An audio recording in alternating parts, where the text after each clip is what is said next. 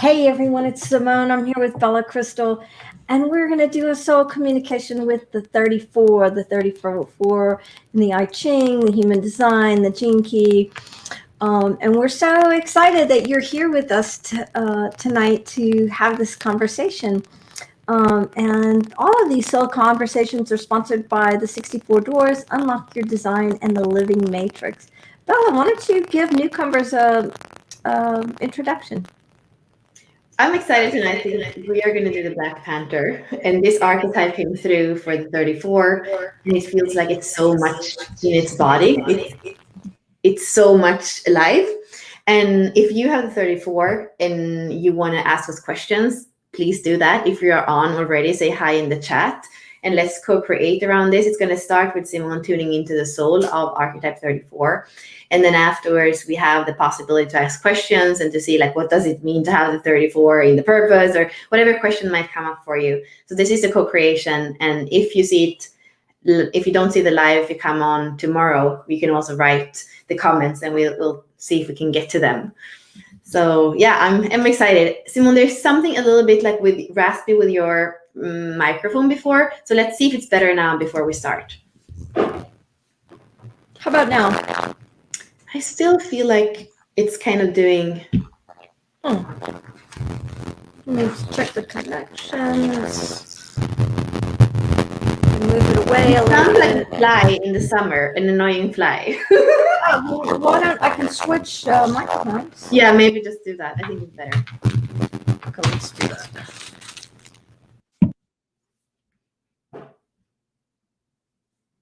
Yeah, if you're on, tell us if you have the 34 or not, or if you're just on to hear. Yeah, it's not. I mean, you.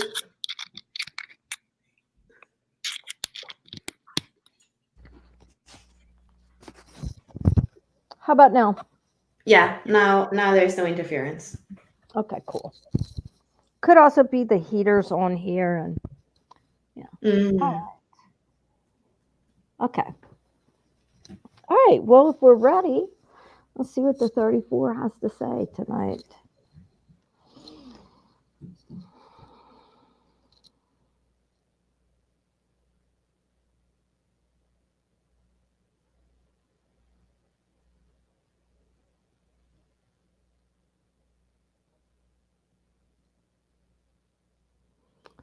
The 34 says we are wandering a trail, and I feel like I'm on a trail in a forest, and it's kind of meandering. It's not really straight.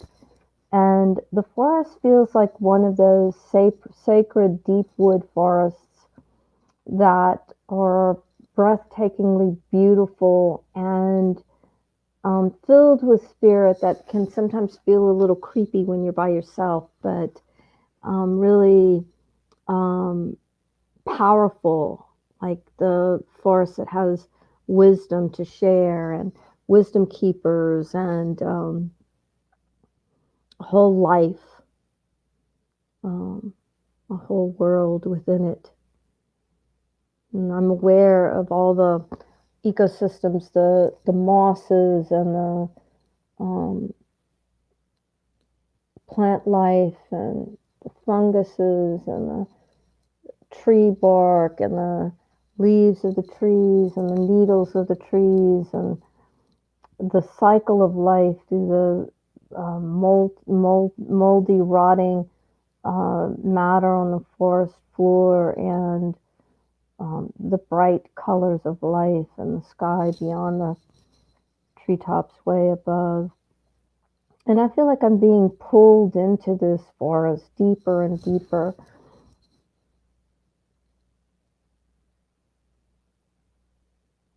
Being pulled into the heart of it, to the sacred space within it.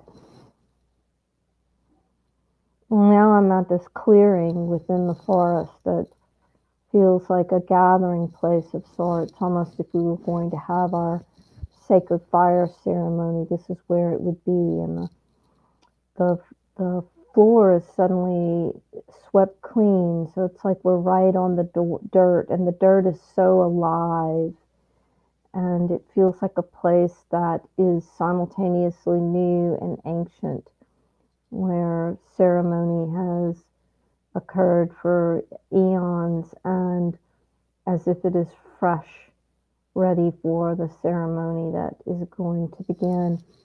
And suddenly, all these beings start coming out of the forest, and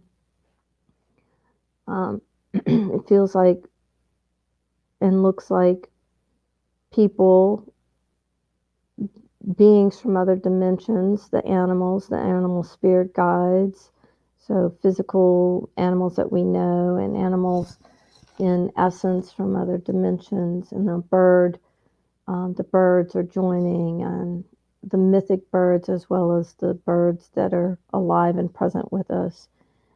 And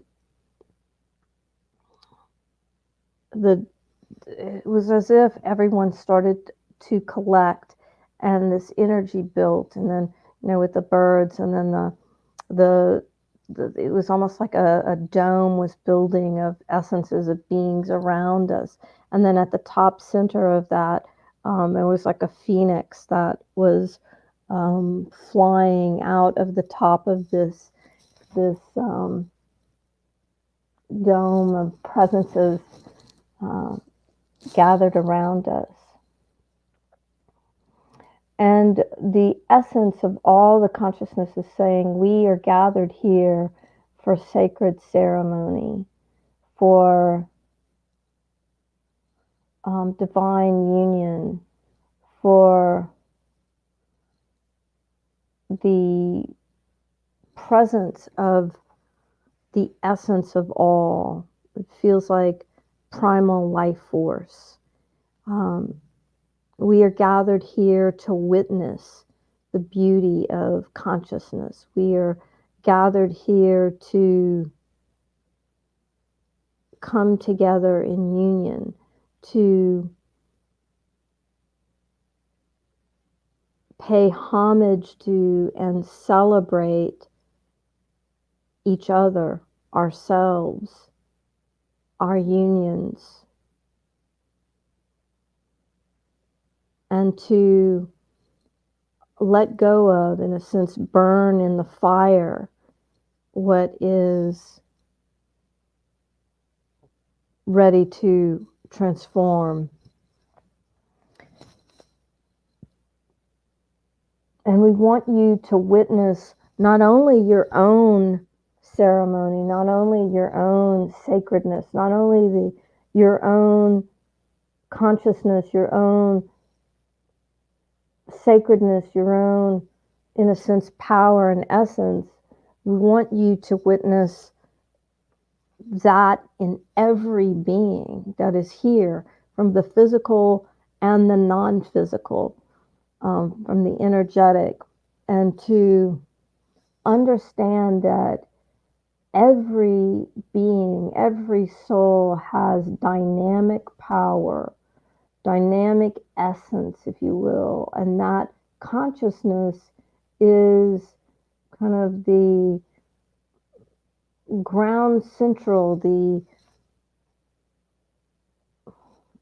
they say the words powerhouse. It's like the generator, the powerhouse of all energy, and they want us to really, they're saying it's important that we witness that in each and every being, and that we understand that this energy exists in us and in others, and in what we can see and in what we can't see, and to revel in the beauty of the essence of ourselves and others, to cherish it, to hold it, to know the sacredness. It's almost like they put in some beautiful hands a baby, and to cherish the sacredness of this energy as if we were cherishing a newborn.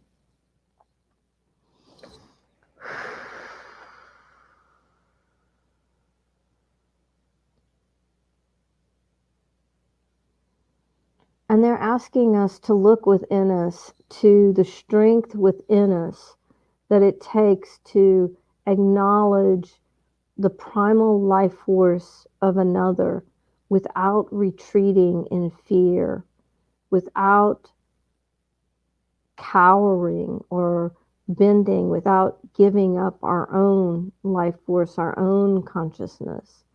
And they say that many of us have had to reclaim that wisdom, that knowing, that consciousness of our own being.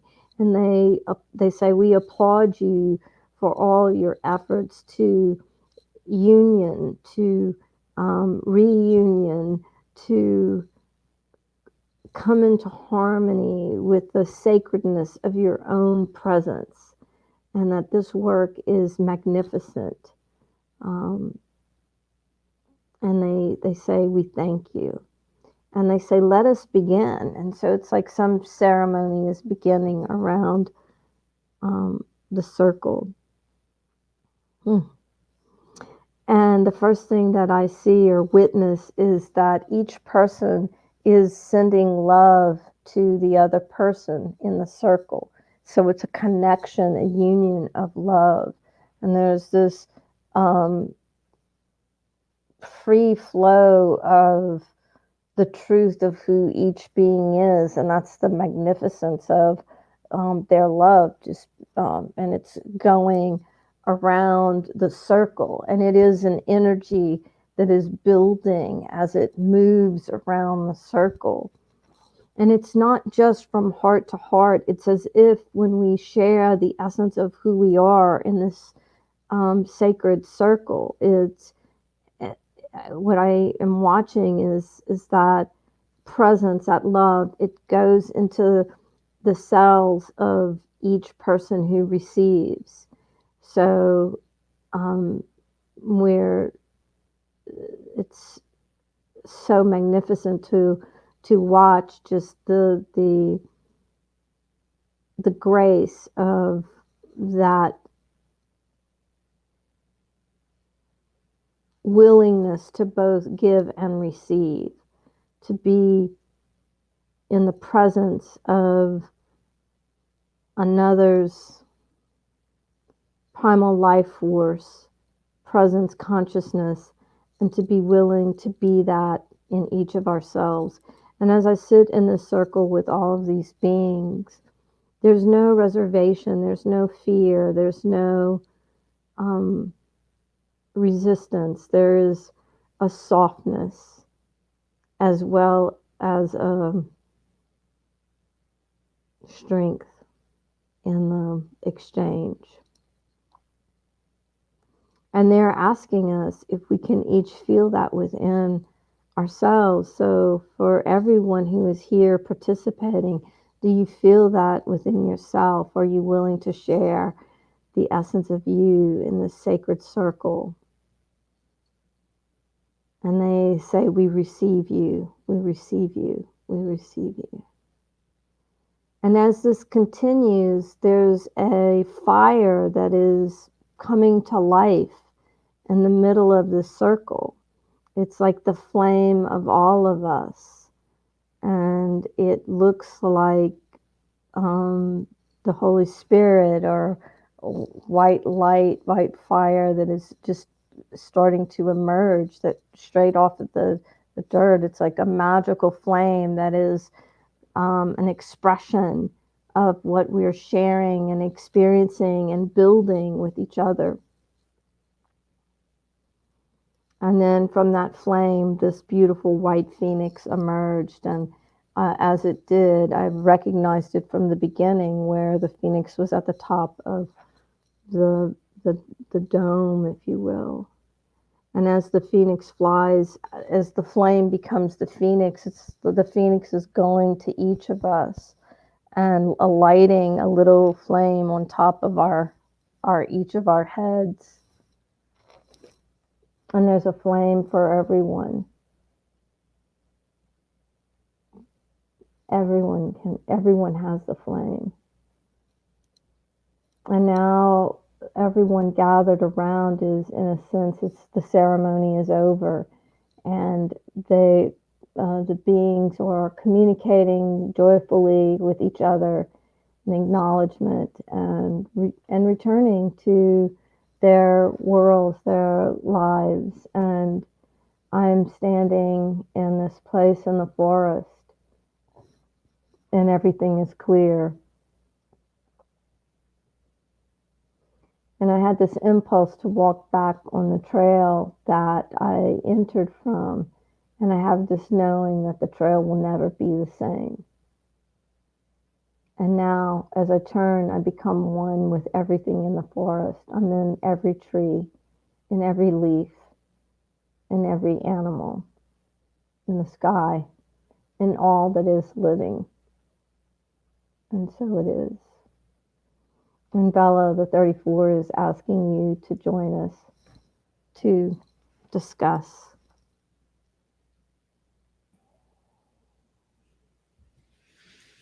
So my feeling was the 33. And we know that in the I Ching, they don't come after each other. So it's not the 33, the 34, but we call the 33 the medicine woman. And I felt the circle, the ritual, the fire. And there's something with the medicine woman where I feel like she feels everything in her body. And the 34 for me has a lot of that. I have the 34 twice in my Uranus, and it's connected to the 70 to the 57. That is also all about the splenic instinct. So again, more and more when we speak, in the beginning, I felt like I had so many questions and I was so excited. And it's almost like you bring me into this space where I actually don't want to jump in and ask questions. I kind of just want to stay, especially with these ones that are taking us to a place of, it's almost like the natural contemplation comes for me when, more than if I read something about human design and gene keys. Like here, it feels good to just like feel it and kind of, kind of here. And so I don't have like I want to invite our people that are on to ask questions. I feel it almost feel like I'm happy that this comes through because this archetype is often coming forward. Like it goes from force to strength to majesty. And what you were speaking about is absolutely very far away from forcing. So knowing that if we have the 34, there is this other way of relating with it and to it. And also very beautiful looking forward to the next cycle, the global cycle, where we have the 20 and the 34, the programming partners, and where Ross is like, we're going to be so busy surviving in our individual survival. So it's going to be a nightmare, basically. But to see, well, if this is activated in the collective, what does that mean? That's powerful. That's what that's what I'm, just like reflecting back, I guess. Yeah, I mean, when you said that, what I felt in my body was the union with everything.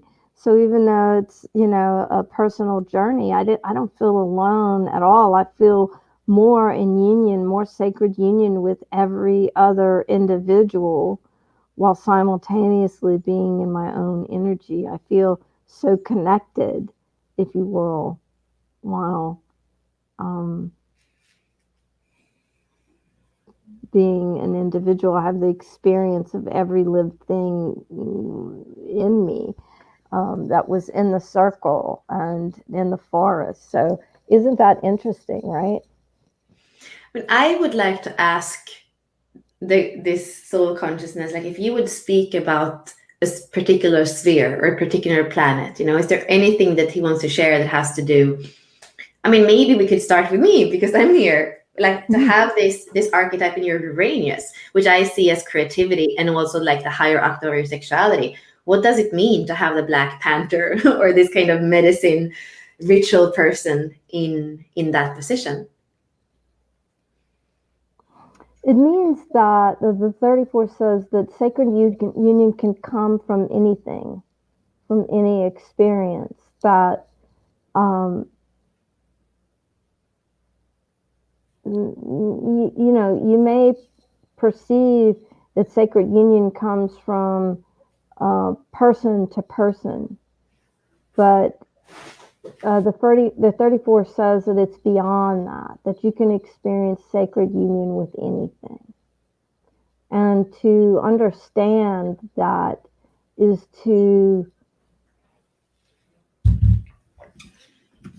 experience a different vibration. It's almost like going through a portal or um, into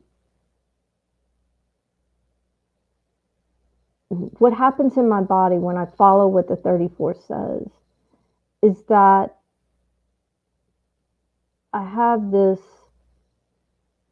hyper awareness of what happens when one realizes they can commune with, experience sacred union with anything. It just opens up what it means to experience sacred union. It, it's kind of mind blowing.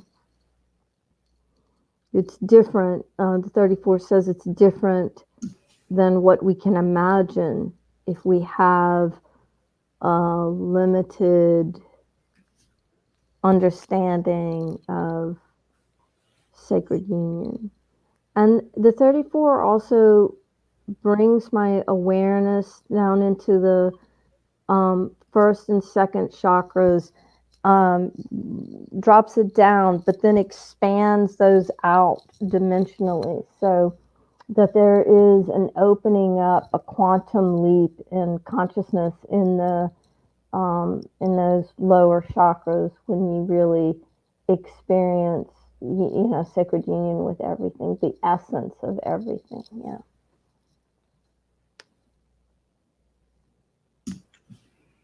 Yeah, we have Charlotte who's on, and she's saying the Black Panther has been my spirit animal my whole life.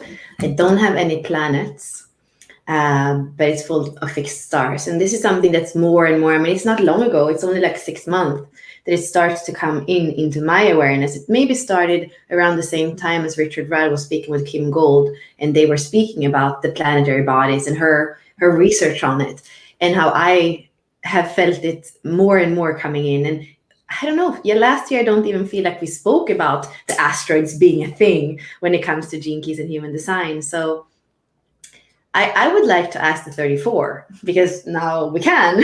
Yeah. What do the asteroids and the fixed star, like, how would this consciousness speak about them in relationships to the gene keys? Well, the 34 says is to ignore them is to only have a part of the picture. The metaphor it shows me is it's like receiving a book with only a partial, fewer pages than what the book is written as. In fact, you know, quite a bit fewer. And that every, the 34 says that we perceive these celestial bodies, the stars, the asteroids, the meteors, every celestial body as we're able to recognize their impact, and they all have impact. But it also says, now think of each of you as a celestial body in a universe and understand your own impact on the world you're in and in the cosmos. So there, in a sense, the 34 is showing us the fractal nature of the universe and acknowledging the energetic impact of every celestial body, but then is pushing us to include ourselves, which is really super powerful. And I guess that this kind of consciousness doesn't really think about a hierarchy, but there could be priorities. So I'm wondering, we do say that 70% of who we are come from the sun in the moment we were born, and also the radiance of the life's work, because the neutrino stream is like really 70% from the sun. So that would kind of be a priority to look at what's your sun. But I'm wondering, because we could say, where what's the priority, where to look? The North Node. The 34 is taking us to the North Node. He says that's the priority. Look at your North Node, and where are you going? for And I everything. want to hear, is it both the North Node on the design side and the personality side? I mean, in astrology would be the personality side, but in human design gene keys, we have two North Nodes. So what to say about that?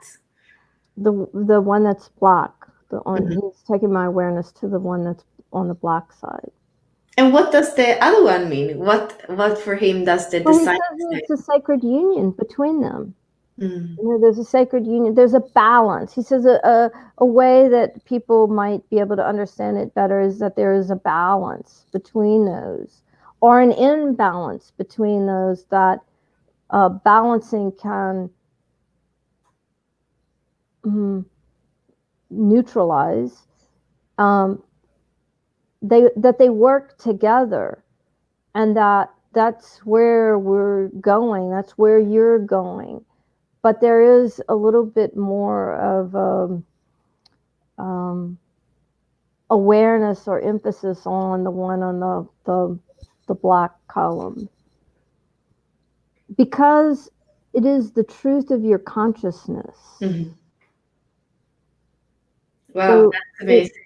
if you're an ever expanding being and you're in physical vessel to experience more and more of your soul embodied, focusing on the North Node helps you to embody more and more of your spirit. The other one helps you know more and more about your body, but if you want to include more of your consciousness in your physical vessel embodiment, that's the place Yeah, the and it's 34 so, guides. I love this, and we don't have the nodes in the current version of the gene keys, although all the activations and everything is there, even the asteroids. Um, and what I'm feeling is that trajectory, because I'm looking at my North Node and my South Node, and I have the 38 and the 39 in the sixth line, and already the sixth line is something that, of course, I resonate a lot with because of all the six lines.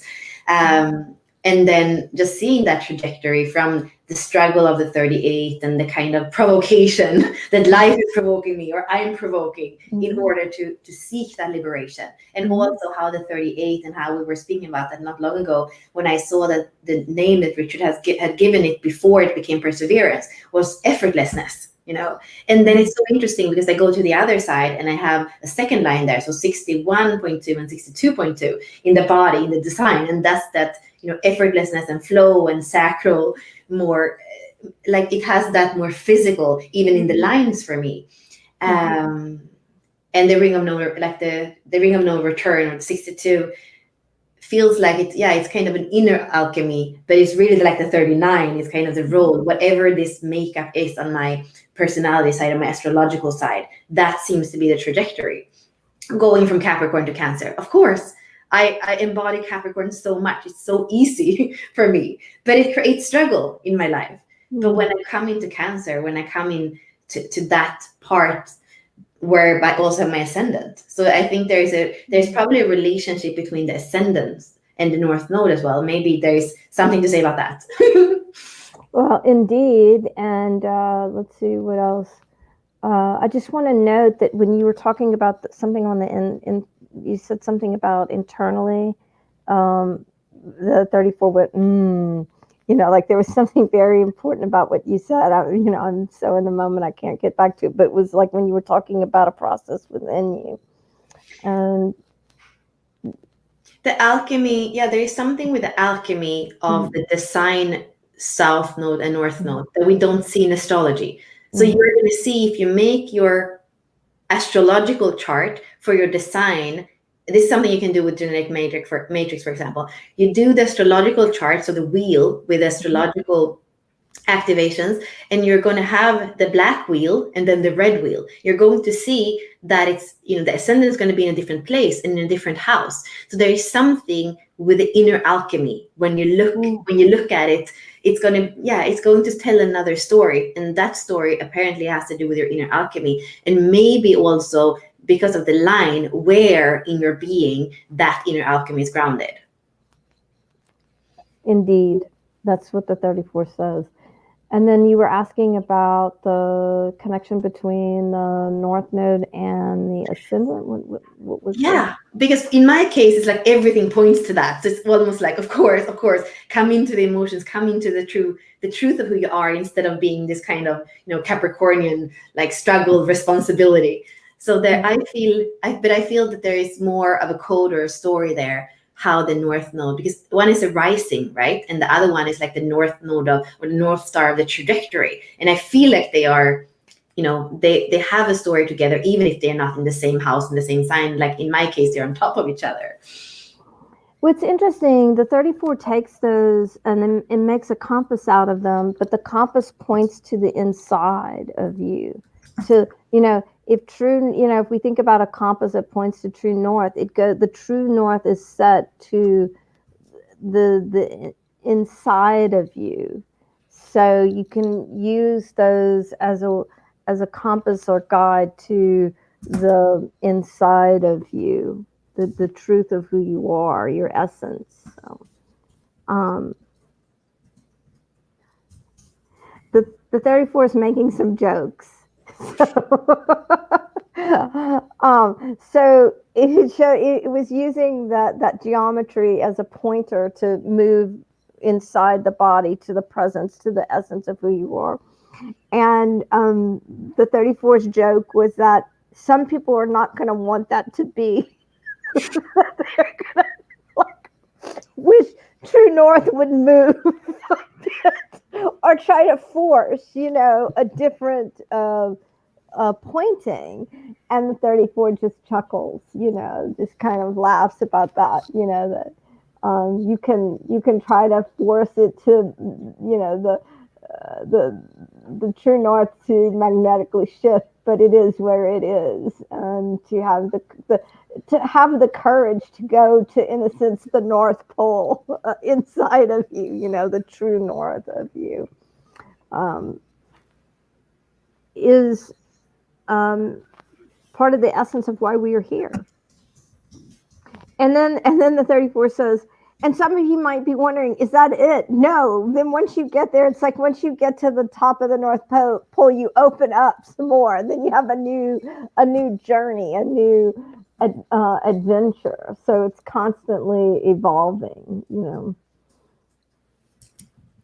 It's as if you open up quantumly, and then you have more exploration, more discovery, uh, more experience. I love that. Yeah, and I love the astrological. It's like we are not just seeing two table. How do you say, like, tables? Like, not just two, like, ways of, like, numbers. We are actually seeing the multi-dimensional and certainly the circular way of it. We're seeing the wheel, and that's what we're speaking about, and that's why we have the North Node and the South Node. We have the ascendant, the descendant, that, like, we have all these points that have a message for us. And it's almost like it says, don't be afraid, don't force it, but don't be afraid to look there.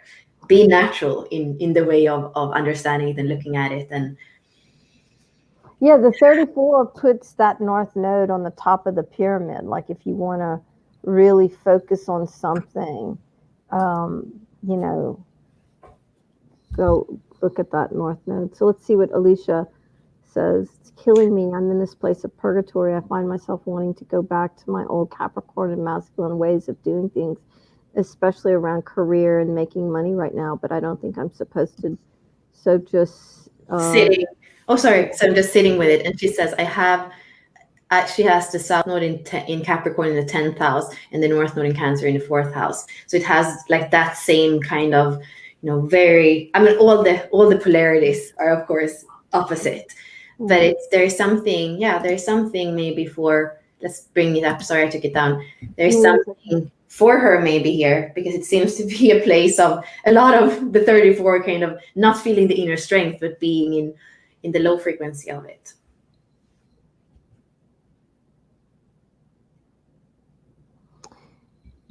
It's the 34 says that it's not a sitting, it's a holding. It's a whole different thing. Um, when the 34 uses the word holding, holding the space, being the container of all. I mean, it takes strength to hold everything, right? That's really, truly kind of the majesty of the divine feminine. And the 34 says that if you would shift your point of view from sitting to holding, watch what um, births, watch what that catalyzes, that it's a different come from, and will open up new awarenesses and points of view for you to contemplate and to experience the strength, courage, force, life force, power of holding as opposed to sitting. And Simone, is there something a little bit more general, even with that, the Capricorn? Now we've had this stellium with Pluto and Saturn and Jupiter, and all this, everything going through that Capricorn, and being Well, illuminated in the 61st, for example. And like the polarity of that is Cancer. So is there anything more general to say to us with this kind of the Capricorn, and also the Capricorn maybe doesn't have that foundation that is so stable and kind of needs to fall apart? Is there something more, a little bit more general or universal with it as well? well, what the 34 says is, what do you trust? Does your masculine, does your Capricorn trust your feminine? Does it trust the environments, the situations that your feminine is, that you're putting your feminine in? And do you trust your feminine? Is your feminine, um, it's using the example of, is your feminine 13 and you're putting it in a nightclub or a place, an environment that a 25-year-old would go. So therefore your masculine has to protect her, so it doesn't allow her to come out and bloom. Mm. So the 34 says, what, to really contemplate trust in your life and what you trust and how you trust and what's your relationship with the trust of yourself, trust of others, trust, just as a theme through your life. So to explore trust and to explore what you believe about the divine feminine, um, and to explore your own divine feminine. If you're really honest with yourself, uh, where where is your divine feminine? In the way that the 34 is showing me this, is like, imagine your divine feminine having the space of being, in utero to 100 years old. Feel into where your divine feminine actually is, and then feel into, how do you treat your divine feminine? What's your experience with her? Where is that on that trajectory? And Mm. is that in balance? And where is the opportunity for your relationship with your divine feminine to be transparent, to be honest, to come into alignment? No, Simone, I love this too because everything feels like it's, we have been speaking right now about what's happening next year in the inner circle and the membership, and we are going into more of a business perspective and the Pearl sequence, and even like the whole Merkaba. And I feel like many of us might have, like, we are starting to be able to relax and surrender more into that feminine and see her works in the world. And I feel like there is still this conditioning of thinking that the way to make money in the world is to be in the masculine, to be more in the doing mode, to be more in responsibility and control.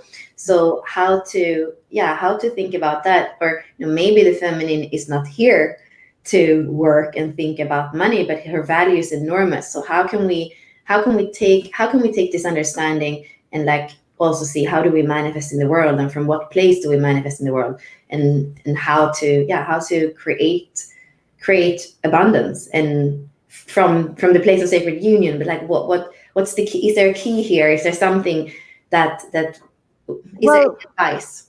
from the 34's point of view, the images that the 34 shows me is to really understand um, your divine masculine and divine feminine.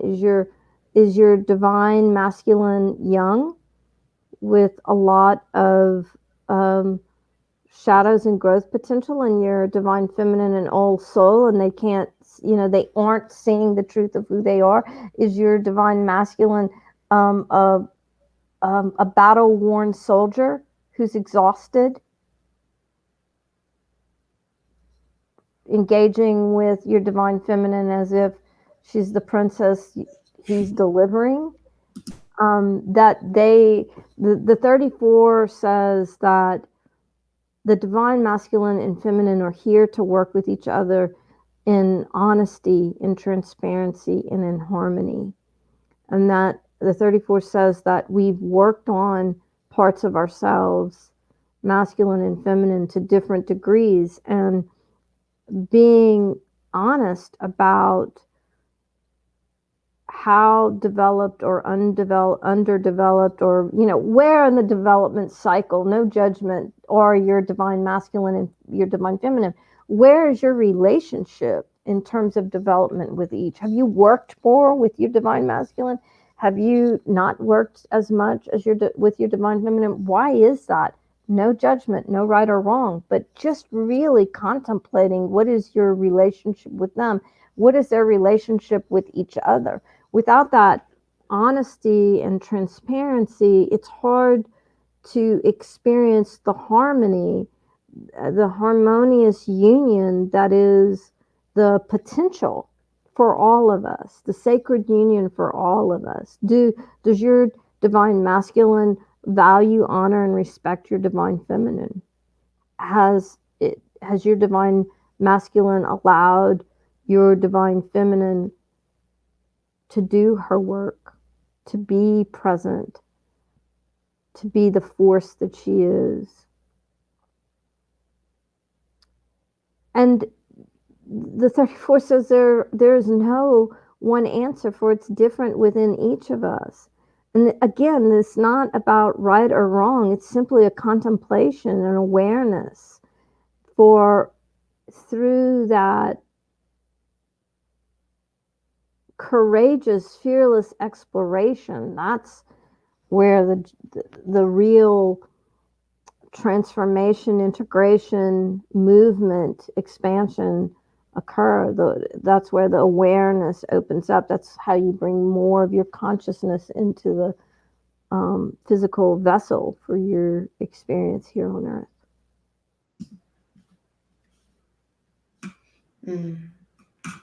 I want to bring up. I have an answer for this actually. So, what is the purpose of having the same gene key in conscious and unconscious? Since I have both, I have the 34 both in Neptune with different numbers. So here we come back to the cyclical nature of your design. So remember that your personality is going to be the moment you're born. Your design is 3 months before, or 88 degrees back in the wheel. When we speak about Neptune and those bigger, further away planets, they are going to go more slowly. It takes like 248 years or something for Pluto to come around. So of course, in a difference of 3 months, your Neptune are not going to have the time to go that far. So it's very, very usual that you have them in the same, but like you say, they're in different lines. So here it's something very important. With Neptune, everything is a little bit veiled and a little bit mysterious. So I think that there is a exploration for you to make.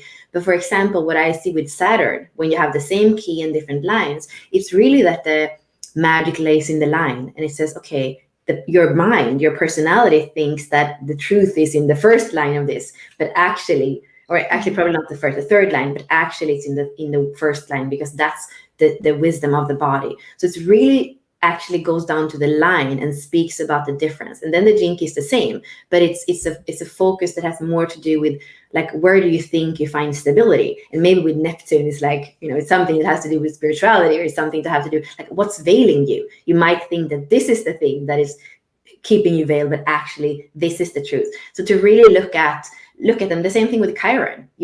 Sometimes you have the same, but look into the lines. And that's also why we work so much with Simone. We have channeled all the lines and we do the line courses, because there's so much, and it's almost like, where are you grounded in your body? Is this a first chakra thing, or is this like a fourth chakra thing? It's going to be very different depending, like, where do you have the key code in your body, in your physicality, in your energy, in your energetic makeup. It's such a good question. Thank you, Eden. And it both has to do with that thing, like, think about the planets. They're not going to move that far, and then there's so much wisdom in the line as well. Beautiful. Yeah. Is there anything, did you want to add anything to that, Simone, or is there anything else that's coming through? Don't think we have any other questions, really. Let me just see if the 34 has anything.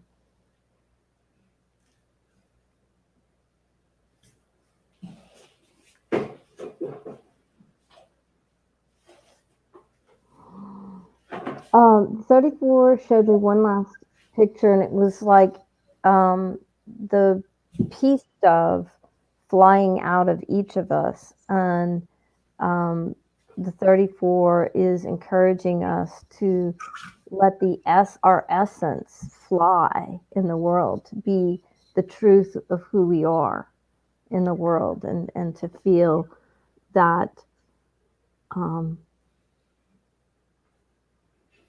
you flash the word, it's like ignition, igniting of what happens when we allow our spirit, our Holy Spirit, our essence, the purity of consciousness of who we are, to be in the world. So, such a lovely image. So, and it feels complete. Yeah, it was fun. Like, this is the thing too. You can come on and ask everything. You don't have to, doesn't have to be with the 34. And yeah, no, thank you for today, and thank you for everybody who were on and shared your explorations. It's so much more fun when you do that. So much fun. And just saying And I'll thank post you to it. the 34. Sorry. I'm just saying thank you to the 34 for this beautiful transmission tonight. And I will post some links in the comments also if you want to book Simone, or you can reach out to Simone Gears. You can. What is your website, Simone? Is it simonegears.com? It's www.simonegears.com. And if you're not in the US, I'm on WhatsApp with the same phone number that's on my website. But also, one of the things I am really loving about this work is the sessions that we are doing that we call Soul Blueprint sessions with Bella, Ashley, and I, where you get a message from your soul, and then we really look at how that helps you to unlock your hologenetic profile, your human design. I think those sessions are just out of this world and so enlightening. Bella, do you want to add anything to those? I mean, that is kind of a hardcore thing in one way, because it's like you have 3 people desiccating your blueprint and just pulling your DNA. But if you're ready for that, like, we have some people that are so courageous. This morning we did it with Phoebe, and she's like, let's do it live. Let's go live with it. So, if you're that courageous, we can also do it in private, of course. But I think it's in like an acceleration where we start to pull everything and on all the planes. And it's really, our energies, when we come together, it's like from all angles we are like looking and interpreting. I love them too. Yeah. And and Ashley has that link for those on which site? I know she has it posted somewhere. I think I'll post it here. I'll post it in the comments, either right now or right before and we call those the Yeah. Soul Blueprint readings with Ashley, Bella, and Simone. And those are, I mean, I've found this to be kind of out of this world. It's so fascinating. We usually start with the soul conversation and then move into the Gene Keys and human design, and how the soul just illuminates what's in the charts, and how skilled Ashley and Bella are at making the connections between that soul message and um, the profile is just out of this world. And then we usually um, swing back around to the soul. So it is a really amazing unified whole. So we'd love to do that with you guys. Yeah, I'm just posting the one that is live if you're really courageous, and then I look for the one that is also in private. But there is something where it's fun to do it live. Perfect. Okay, well, thank you everybody. Thank you, Simone, and we'll be back with what is it? The nine. That we don't have a name for it yet. If you have any ideas of like the name of the archetype of the nine, we might actually choose it because we don't know who the nine is. So if you have the nine as life's work or something of purpose, let us know what the name of the archetype is. Okay, thank you Take care, everybody. everyone. Bye.